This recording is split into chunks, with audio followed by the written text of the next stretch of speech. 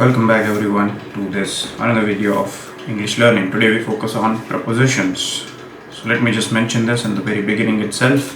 There are more than 500 prepositions and it's not possible for you to memorize each and every one of them, and you must not also memorize all of them. But there are a few of them that are frequently used in your day-to-day speech, day-to-day life, and it helps if you have memorized them. If you are comfortable remembering them at the time of speaking, well and good. If not, then I would say there is no shame in memorizing them. Okay, as long as it is helping the fluency, I would say it's okay to memorize them. So just a brief word about the English language learning. Okay, this is not like a math or a science sort of a thing that you practice your sums. That I'll give you a formula and you practice your sums and that concept will be clear to you. No, English language and any language for that matter, it takes patience to learn, because what happens is, let's say parts of speech, there are 5 main parts of speech, that is noun, verb, adjective, pronoun and adverb. Prepositions and the next topic, that is conjunctions, they are also listed as parts of speech, but if you learn the first 5, you can at least start using them in your day-to-day speech. That is what I'm trying to tell you over here. Prepositions, although a very small topic, but if you remove preposition from a sentence, you will remove the meaning from that sentence.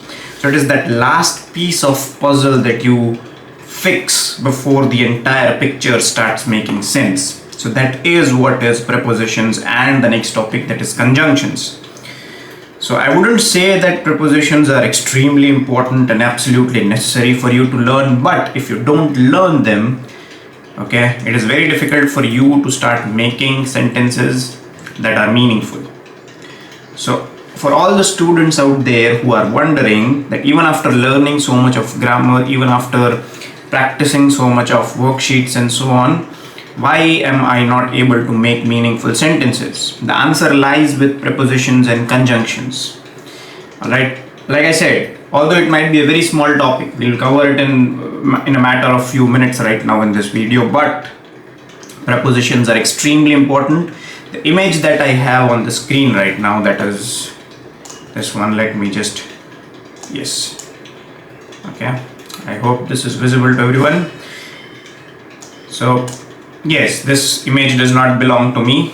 Okay, image belongs to, I think, Grammarly. It's a cool service if you are interested in those sort of things. Okay, fine.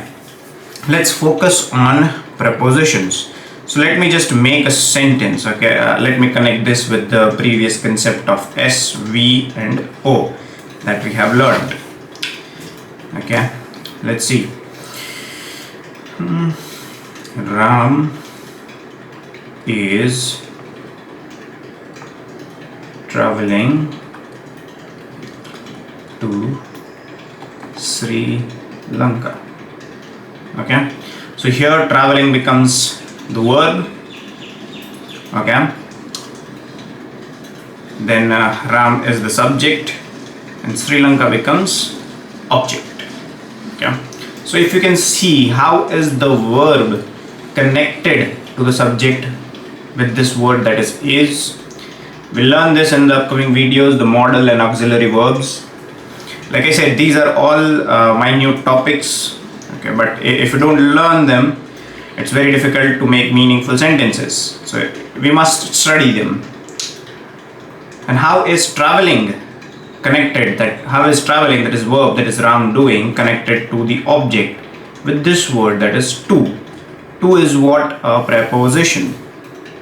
So now we are getting it clear that for you to make a meaningful sentence, your verb must be connected to the object. And how do you do that? With the use of prepositions. But it's not always that you will use prepositions to connect with verb with the objects. Alright, but this is just for the sake of your understanding, that it helps you to introduce connections between words, between verb and object, between phrases, and add a little bit more meaning to that sentence. For example, let me remove this to. Ram is traveling Sri Lanka. Then things won't make sense. When I say to Sri Lanka, then it starts making sense. Okay, he's going to that place. Okay, let's make another one. Shiva is okay. This might not be visible because I have a camera angle over there. Let me change it. Okay, let's write another sentence over here. Shiva is meditating dash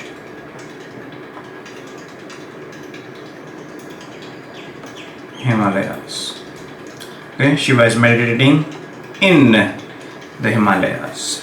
So for a second, when I did not fill this blank, there was no meaning to the sentence. Shiva is meditating Himalayas. What? Shiva is meditating in the Himalayas. So when you have to establish a connection, or when you have to establish a relationship between verb and an object, you will always need a preposition. In the upcoming topic, we'll also learn how to introduce conjunctions when you are trying to connect two different ideas to similar ideas, and so on and so forth. Alright, so broadly, prepositions are of three categories: preposition of place, preposition of time, and preposition of direction or movement. Okay, I'll repeat again, this image does not belong to me. I've simply taken it from Google to make it easier for you to understand. Now if you look at these words, let's focus on common prepositions of place.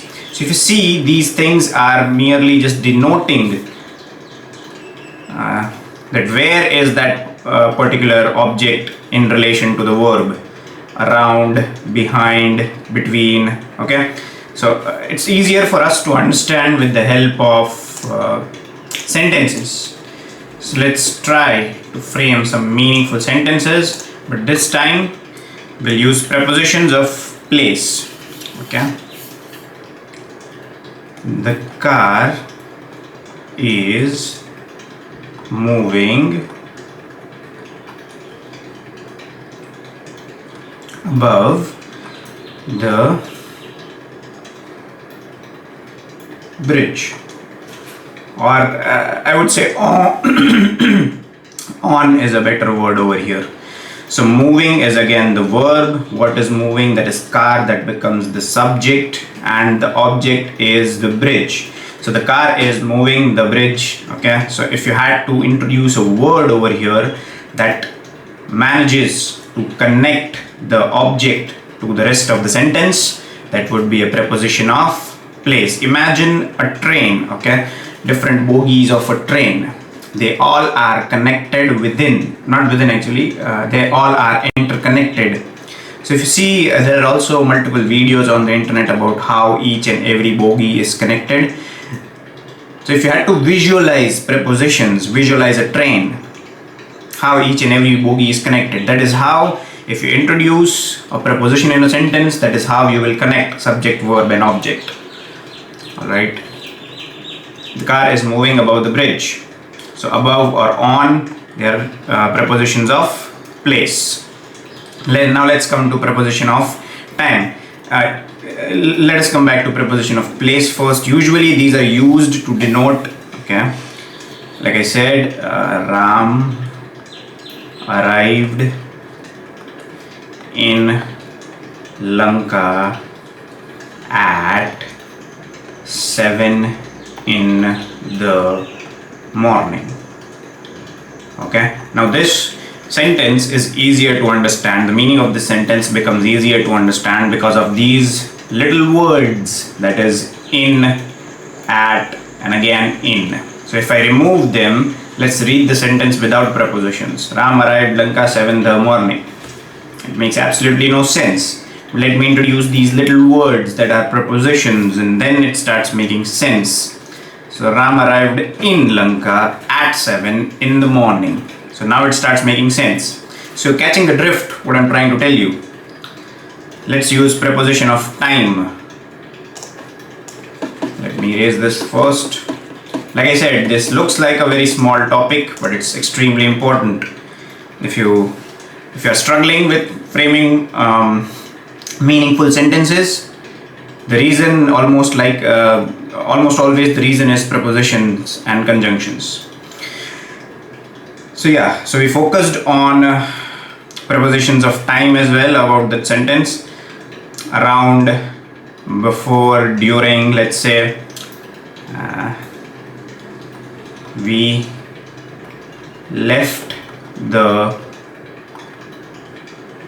theater during the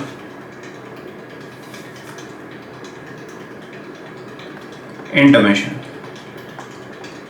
Okay, here let's say you went to watch a movie, it wasn't very interesting, so what did you do? You end up leaving the theater during the intermission. So what is the verb over here? Left is the verb. What is the subject? That is we. And how is the subject connected to the object, that is intermission, that is during? Okay, here we have two objects, direct and indirect objects, but that's fine. We'll learn about that concept in the later videos in this series. But nevertheless, these two are still objects. So how is the rest of the sentence connected to the objects? With the word during. During you can find over here, that is preposition of time. And the last one, preposition of direction or movement. You might have heard this very frequently in many of the English movies as well. He was running across the park, he was running across the blocks. We moved around the blocks a couple of times. Okay, let's write this. The car went, let's not use went, let's use a proper word. The car drove through thick fog. Alright, this is a perfectly fine sentence, I would say. So here the verb is again drove, this becomes verb. What is the subject? That is the car, this becomes the subject. The object is thick fog. Alright, now let us just remove this word through. Let us just read the sentence as it is without the preposition, that is the car drove thick fog. Absolutely makes no sense. Introduce a preposition and suddenly it starts making sense. The car drove through a thick fog. If you look at this word over here, okay, so this gives the meaning that okay, car had to drive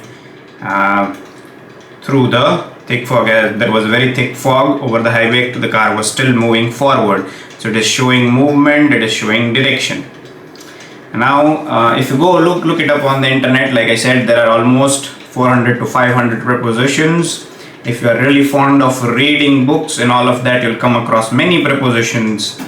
But it helps, like I said, if you are a beginner in learning English language, it helps to memorize at least a few of them. I am not against memorizing as long as it helps. Okay, there is this misconception inside the head, especially the students from our country, that you don't need to memorize things. That's absolutely incorrect. At the very initial stage of learning anything new, you must memorize at least a few of them. Once when you have reached that level that you're able to process information and sentences, and it happens instinctively that you insert prepositions where and when needed, that is where you don't need to memorize. But initially when you are learning, I would recommend you at least memorize the prepositions that are given to you on this screen. You can easily find this image on Google. Just go on Google and type prepositions and you'll come across this image.